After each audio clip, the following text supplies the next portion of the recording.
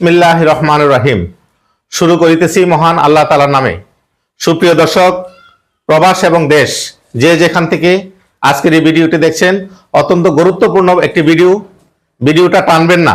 আপনারা এটি like, comments, share দিয়ে এটি ছড়িয়ে দিবেন।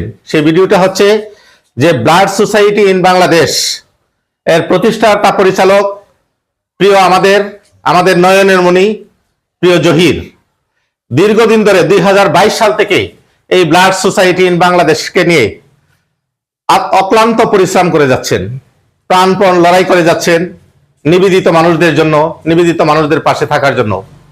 দুঃখ দুর্দরিত যারা অসহায় মানুষ, যারা এক ব্যাগ রক্তের জন্য যাদের জীবন চলে যায়, তাদের পাশে দাঁড়ানোর জন্য এই ছোট্ট মানুষটি ব্লাড সোসাইটি ইন বাংলাদেশ প্রতিষ্ঠা করে ধীরে ধীরে হাঁটি হাঁটি পা পা করে এগিয়ে যাচ্ছে।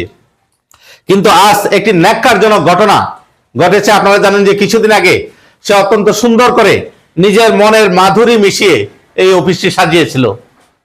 অফিসটি ঠিক আছে, কিন্তু অফিসে তার এখানে একটি পিসি ছিল, একটি ল্যাপটপ ছিল, মনিটর ছিল, সেটি চুরি করে নিয়ে গেছে। এবং এইখানে দেখেন, এই যে টিভিটা, এইখানে এত সুন্দর একটা টিভি ছিল, এই টিভিটি নিয়ে গেছে। এবং এখানে পায়ের ছাপ এখনো পড়ে আছে।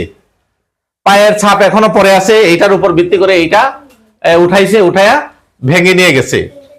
সুপ্রিয় দর্শক, আমি আপনাদের কাছে একটা ভার রাখছি, যারা এই সমাজের ভালো ভালো কাজ করছে তাদেরকে একটি পক্ষ উঠতে দিতে চাইতেছে না, তাদেরকে ঢাকনা দিয়ে রাখার চেষ্টা করা হচ্ছে।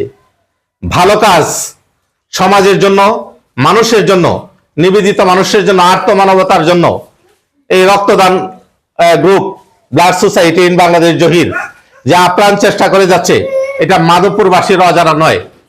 তো আজকে এই তার অফিসের এই সরঞ্জাম চুরি করার মাধ্যমে আপনারা কি বোঝাতে চাচ্ছেন?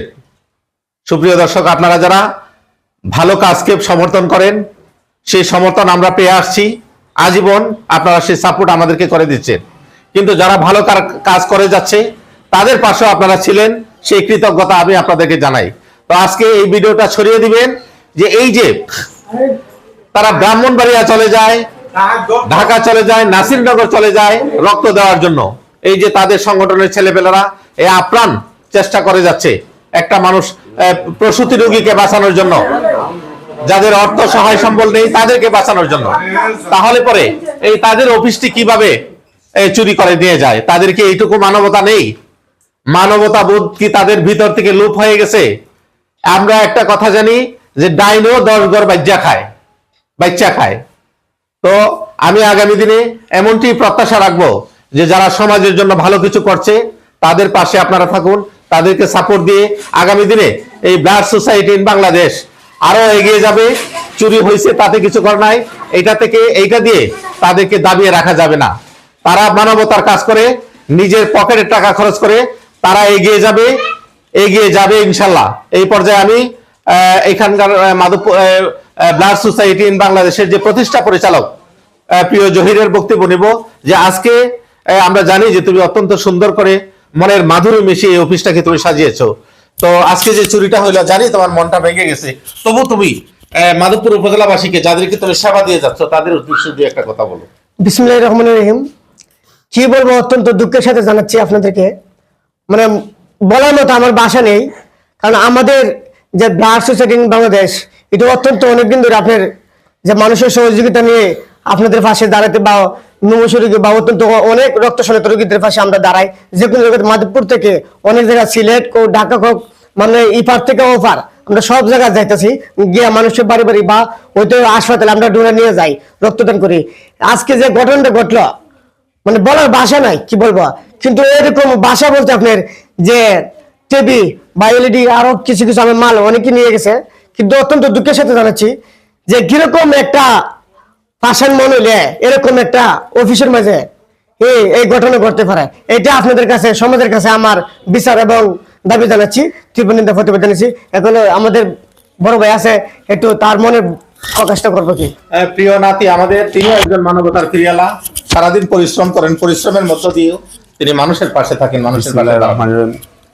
বিশেষ করে আমার নানা যে কথা বলে গেছে, আসলে কেন মানে কোনো বাসা নাই, এলাকা তো আমাদের এখন চোরেরা যারা চুরি করে এরা এটা অভ্যাস। এখন যারা জনগণের কল্যাণে যারা ভালো কাজ করে তাদেরকে বিশেষ করে মানে ওকেল আবেদন করে বলতেছি, যারা এইগুলা কাজের সাথে জড়িত তাদেরকে মানে শাস্তির মানে আওতায় আনিয়া তাদেরকে যাতে বিচার করে, এই আবেদন করে আমার বক্তব্য শেষ। আসসালামু আলাইকুম। এই বিষয়ে মাধবপুর থানায় একটি সাধারণ ডায়েরি করা হয়েছে। তো আশা রাখবো মাধবপুর থানার ওসি আব্দুল্লাহ আল মামুন অত্যন্ত বিনয়ী ভদ্র একজন মানুষ। আমি প্রশাসন সহ সর্বস্তরের মানুষের প্রতি দাবি জানাবো, এই যে মানবতার সংগঠন তাদেরকে যেন বাঁচানো হয়, তাদের দিকে যেন প্রশাসনের একটি সুদৃষ্টি থাকে। আমি আজিজুর রহমান, জয়।